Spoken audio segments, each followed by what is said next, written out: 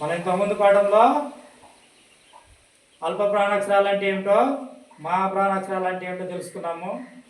వాటిని ఇప్పుడు పదాలు కూడా రాసాము, చూద్దాం. ఇవి ఈ వరుసలో ఉండేటివి ఏం అక్షరాలు? ఈ వరుసలో ఉండేటి ఏం అక్షరాలు? అల్ప ప్రాణ అక్షరాలు. ఈ వరుసలో ఉండేటివి మహాప్రాణ అక్షరాలు. అంటే ఇవి తేలికగా పలుకుతాము, వీటిని ఒత్తిపట్టి పలుకుతాము కదా. తేలికగా పలికే వాటినేమో అల్ప ప్రాణాక్షరాలు అంటున్నాము, ఒత్తి పలికే వాటినేమో మహాప్రాణాక్షరాలు అంటామని ఇంతకుముందు తెలుసుకున్నాం.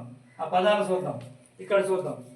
కలం, ఇది ఖరం, కలం కరం. ఇది తేలికగా పలికాము, ఒత్తిపట్టి పలికాము.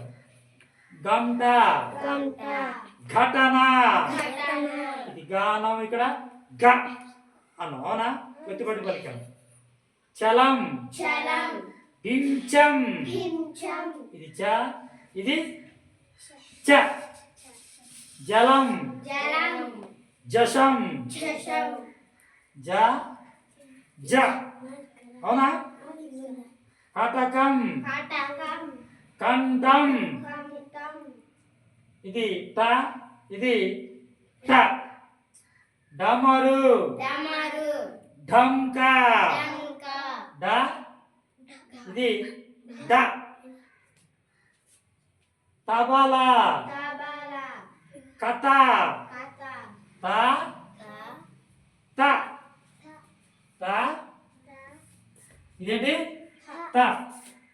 దయ, ధర, దయ ధర, ద ద. పలక,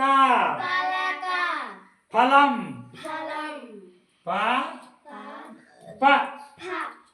బండ, భజన, ఇది బ, ఇది బ.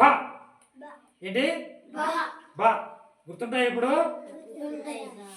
అంటే తేలికగా పలికే పదాలనేమో అల్ప ప్రాణ అక్షరాలు అంటున్నాము, ఒత్తిపట్టి పలికే అక్షరాలనేమో మహాప్రాణ అక్షరాలని అంటున్నాం.